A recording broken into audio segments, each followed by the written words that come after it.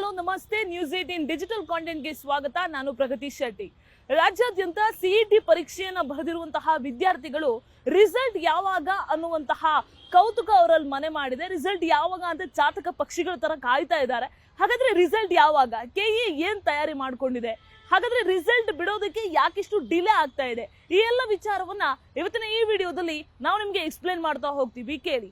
ಕರ್ನಾಟಕ ಪರೀಕ್ಷಾ ಪ್ರಾಧಿಕಾರ ವಿವಿಧ ವೃತ್ತಿಪರ ಕೋರ್ಸ್ಗಳಿಗೆ ಪ್ರವೇಶವನ್ನ ಪಡಿಬೇಕು ಅಂತ ಅಂದ್ಕೊಂಡಿರುವಂತಹ ವಿದ್ಯಾರ್ಥಿಗಳಿಗೋಸ್ಕರನೇ ಏಪ್ರಿಲ್ 23 ಮತ್ತೆ 24 ರಾಜ್ಯಾದ್ಯಂತ ಸಿಇಟಿ ಪರೀಕ್ಷೆಯನ್ನ ನಡೆಸಿತು.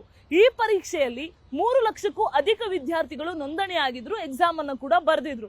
ಪರೀಕ್ಷೆ ಎಲ್ಲವೂ ಕೂಡ ಅಂದುಕೊಂಡಂತೆ ಆಗಿದ್ರೆ ಬಹಳ ಸರಳವಾಗಿ ಸುಸೂತ್ರವಾಗಿ ಆಗ್ತಾ ಇತ್ತು. ಆದ್ರೆ ಕಳೆದ ಸಲದಂತೆ ಈ ಸಲವೂ ಕೂಡ ಜನಿವಾರ ದಂಗಲ್ ರಿಪೀಟ್ ಆಯ್ತು.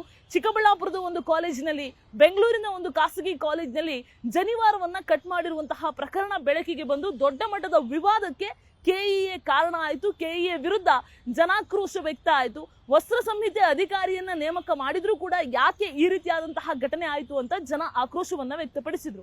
ಅದಾದ ಬೆನ್ನಲ್ಲೇ ರಿಸಲ್ಟ್ ಯಾವಾಗ ಅನ್ನುವಂತಹ ಕೌತುಕ ಜೊತೆಗೆ ಜನರು ಕೂಡ, ಅಭ್ಯರ್ಥಿಗಳು ಕೂಡ ಕಾಯ್ತಾ ಇರುವಂತಹ ಚಿತ್ರಣ ಕಂಡು ಬಂತು.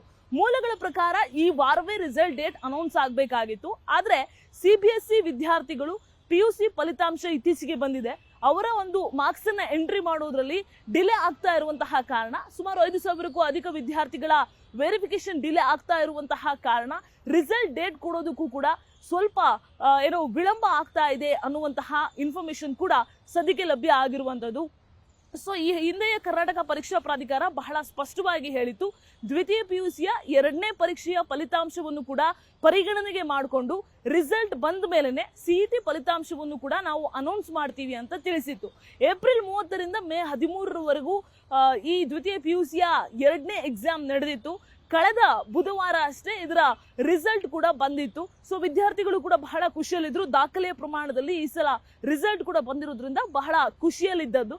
ಬಟ್ ಎಲ್ಲೋ ಒಂದು ಕಡೆ ಇವರ ರಿಸಲ್ಟ್ ಬಂದು 1 ವಾರ ಆಗ್ತಾ ಬಂದ್ರು ಕೂಡ ಯಾಕಿನ್ನು ಸಿಇಟಿ ರಿಸಲ್ಟ್ ಅನೌನ್ಸ್ ಮಾಡ್ತಾ ಇಲ್ಲ ಅನ್ನುವಂತಹ ಆತಂಕ ಅನೇಕರಲ್ಲಿ ಇತ್ತು. ಜೊತೆಗೆ ಆಕ್ರೋಶಕ್ಕೆ ಕೂಡ ಕಾರಣ ಆಗ್ತಿತ್ತು, ಯಾಕಿಷ್ಟು ಡಿಲೇ ಆಗ್ತಾ ಇದೆ ಅಂತ. ಬಟ್ ಮೂಲಗಳ ಪ್ರಕಾರ ಈ ಒಂದು ವಿದ್ಯಾರ್ಥಿಗಳ ಮಾರ್ಕ್ಸ್ ವೆರಿಫಿಕೇಶನ್ ಪೆಂಡಿಂಗ್ ಇರುವಂತಹ ಕಾರಣ ಡಿಲೇ ಆಗ್ತಾ ಇದೆ ಅನ್ನುವಂತಹ ಇನ್ಫಾರ್ಮೇಶನ್ ಇರುವುದು. ಜೊತೆಗೆ ಈ ವಾರಾಂತ್ಯದೊಳಗಡೆ ಸಿಇಟಿ ರಿಸಲ್ಟ್ ಅನ್ನು ಕೂಡ ಅನೌನ್ಸ್ ಮಾಡ್ತಾರೆ ಅನ್ನುವಂತಹ ಇನ್ಫಾರ್ಮೇಶನ್ ನ್ಯೂಸ್ 18ಗೆ ಲಭ್ಯ ಆಗಿರೋದು. ಸೊ ಈ ಸಲ ಒಂದು ಗೊಂದಲ ಏನಪ್ಪಾ ಅಂತ ಹೇಳಿದ್ರೆ, ನೀಟ್ ಫಲಿತಾಂಶ ಬರೋವರೆಗೂ ಕೂಡ ನಾವು ಕಾಯೋಕ್ಕಾಗೋದಿಲ್ಲ ಅಂತ ಬಹಳ ಸ್ಪಷ್ಟವಾಗಿ ಉನ್ನತ ಶಿಕ್ಷಣ ಸಚಿವ MC ಸುಧಾಕರ್ ಅವರು ಹೇಳಿರುವಂತದ್ದು. ಸೊ ಹಾಗಾಗಿ ಸಿಇಟಿಯನ್ನು ಬರೆದು ನೀಟನ್ನು ಬರೆದಿರುವಂತಹ ಮಕ್ಕಳಿಗೆ, ಅಂದ್ರೆ ಅಲ್ಲಿಲ್ಲ ಅಂದ್ರೆ ಇಲ್ಲಿ ನಾನು ಆಯ್ಕೆ ಮಾಡ್ಕೊಳ್ತೀನಿ ಅಂತ ಅಂದುಕೊಂಡಂತಹ ಕೆಲವು ಮಕ್ಕಳಿಗೆ ಇದು ಕೂಡ ಎಫೆಕ್ಟ್ ಆಗುವಂತಹ ಸಾಧ್ಯತೆ ಇದೆ. ಯಾಕಂದ್ರೆ ಆ ರೀತಿಯಾಗಿ ನೀಟನ್ನ ಬರೆದು ಸಿಇಟಿಯನ್ನ ಬರೆಯೋರು ಸಂಖ್ಯೆ ಜಾಸ್ತಿ ಇದ್ರು ಕೂಡ ಈ ರೀತಿಗೆ ಡಿಪೆಂಡ್ ಆಗೋರ ಸಂಖ್ಯೆ ಕಡಿಮೆ ಇರುತ್ತೆ. ಯಾಕಂದ್ರೆ ನೀಟ್ಗೆ ಬರೆಯುವಂತಹ ವಿದ್ಯಾರ್ಥಿಗಳು ನೀಟನ್ನೇ ಜಾಸ್ತಿ ಫೋಕಸ್ ಮಾಡ್ತಾ ಇರ್ತಾರೆ, ಅಲ್ಲೇ ಅವರಿಗೆ ಜಾಸ್ತಿ ಏಮ್ ಇರುತ್ತೆ. ಬಟ್ ಕೆಲವೊಂದು ಸಲ ಅದಿಲ್ಲ ಅಂದ್ರೆ ಇದನ್ನ ಆಪ್ಷನ್ ಆಗಿ ಪರಿಗಣನೆಗೆ ಮಾಡ್ಕೊಂಡವರಿಗೆ ಸಮಸ್ಯೆ ಆಗುವಂತಹ ಸಾಧ್ಯತೆ ಈ ಸಲ ಇರೋದು. ಜೂನ್ 21ಕ್ಕೆ ನೀಟ್ ಮರುಪರೀಕ್ಷೆ ನಡೆಯುವಂತಹ ಕಾರಣ ಈ ಸಮಸ್ಯೆ ಉಂಟಾಗುವಂತಹ ಸಾಧ್ಯತೆ ಇದೆ.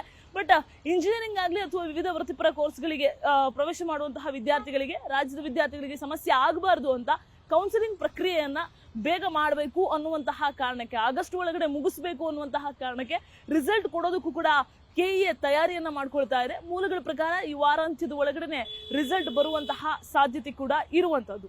ನಿರ್ಭೀತ, ನಿಷ್ಪಕ್ಷಪಾತ, ವಿಶ್ವಾಸಾರ್ಹ ಸುದ್ದಿಗಳಿಗೆ ಮತ್ತೊಂದು ಹೆಸರಾಗಿರೋ ನ್ಯೂಸ್ 18 ಕನ್ನಡ ಈಗ ಆಪ್ನಲ್ಲೂ ಲಭ್ಯ ಇದೆ. ದಯವಿಟ್ಟು ಇಲ್ಲಿರೋ QR ಕೋಡ್ ಅನ್ನ ಸ್ಕ್ಯಾನ್ ಮಾಡಿಕೊಂಡು ಆಪ್ ಡೌನ್ಲೋಡ್ ಮಾಡೋದಕ್ಕೆ ಮರಿಬೇಡಿ. ನಿಮ್ಮ ಬೆಂಬಲ ಹೀಗೆ ಸದಾ ನಮ್ಮೊಂದಿಗಿರಲಿ. ಧನ್ಯವಾದ.